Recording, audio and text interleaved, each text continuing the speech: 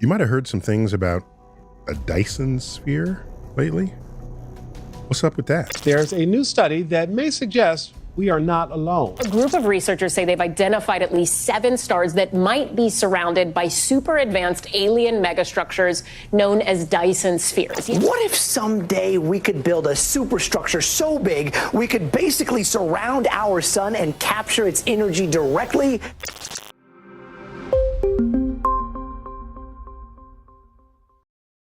There's something called a Kardashev civilization, named for Nikolai Kardashev.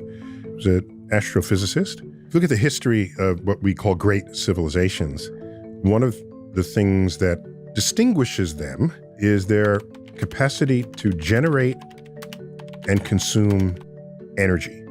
And so if that's the case, you can think of levels of civilization based on how much energy they consume. And thus was born the Kardashev Scale. A civilization that's level 1 on this Kardashev Scale has the power to harness the energy of its home planet. And that's extraordinary when you think about what that involves. On our home planet, there's the energy of volcanoes, of tornadoes, of hurricanes, and of earthquakes. This is Earth exhibiting a display of energy that typically we run from or die from. If we could control all of that, that would be an extraordinary state of our civilization. Tapping a volcano of its energy so that you now can use that energy to run the city that the exploding volcano would have otherwise leveled. So we're not there yet, but that would be a civilization type 1. Civilization type 2 on a Kardashev scale is, well, what else is generating energy out there? Well, our host star, the sun.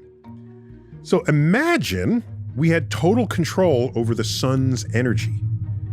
Right now, we just set up a few solar panels here and there, and it's, whatever energy happens to get there on a clear day and not at night, that we're tapping some of the energy of the sun. But the sun is emitting energy in every single direction in space. So imagine you could harness all of that energy. That's vastly more energy than is contained in the Earth. That would be a civilization of extraordinary power. Would they have warp drives, wormholes? Who knows? They'd be traveling across the galaxy, between galaxies, because the energy is so plentiful and they have access to it and especially can control it. It's a big factor when you have access to awesome supplies of energy. That would be scale 2. 3 on the Kardashev scale would be you can control all the energy of all the stars in your galaxy. So our galaxy, the Milky Way, has several 100 billion stars. So if you found some way to harness all of that, oh my gosh, this is, who can imagine what that is? Can you create universes? Who knows? I don't know. I can't think that far ahead. What I do know is that it would be awesomely dangerous, as any new access to energy has always become when in the hands of bad actors on the geopolitical stage.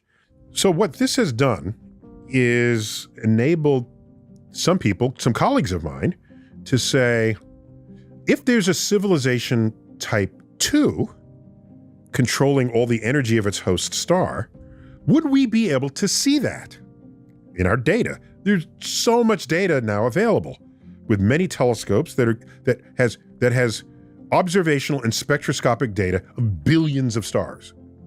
Billions.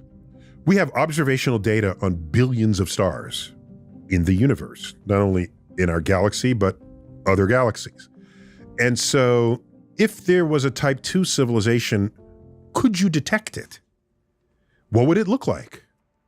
Well, a couple of things. If you're looking at invisible light, the kind of light that the sun primarily gives off, they would be blocking that light to absorb that energy for their needs.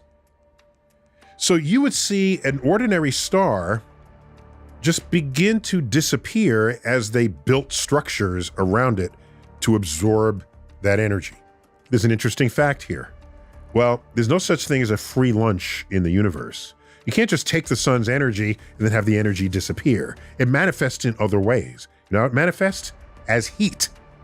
Heat. You know this intuitively, even if you've never thought about it.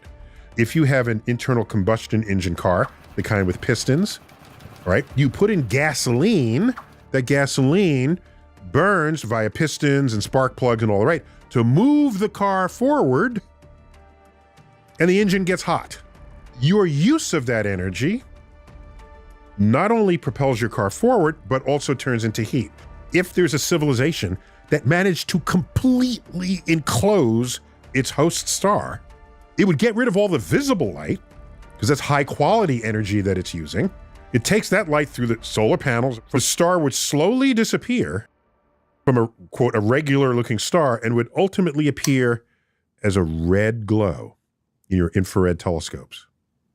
So there was a recent study in a peer-reviewed journal, the Monthly Notices of the Royal Astronomical Society, one of the more respected journals in the world, of a study that's just simply looking for these red glowing blobs in the galaxy, in the pre-existing data that's already out there. Didn't even have to design a telescope for this. The telescopes are already bringing in the data. They're just asking a different question on those images.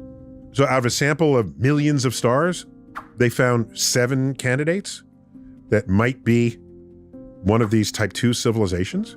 Or it could be some gas cloud that was warmed up and is radiating infrared.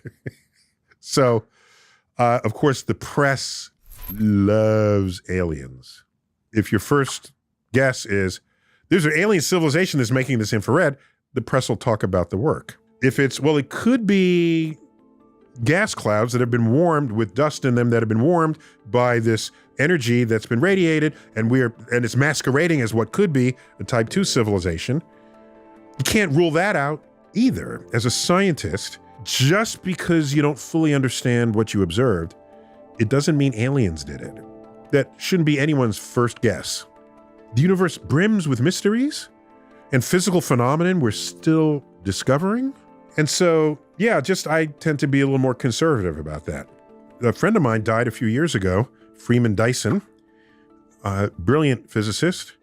He came up with the idea of an entire sphere. So a Kardashev civilization type 2, they just simply have control over all of the energy of their host star. One way to do that is to build a sphere around it that completely encloses that star. So no energy escapes your detectors, your panels. It just needs to have the power to tap that energy for whenever it needed it for whatever purpose. And you can imagine strips of panels. It wouldn't have to be the entire, let some energy get out. If you needed it, maybe those panels can close up and open again, like those stadiums that open and close in the rain or in the hot sun. And there's no telling what inventions, what discoveries, what new understandings of the universe would unfold in those civilizations versus ours, a type 0 civilization. So that's what's up, in case you were wondering. The long and short of what it is to harness energy that's all around us. Till next time, keep looking up.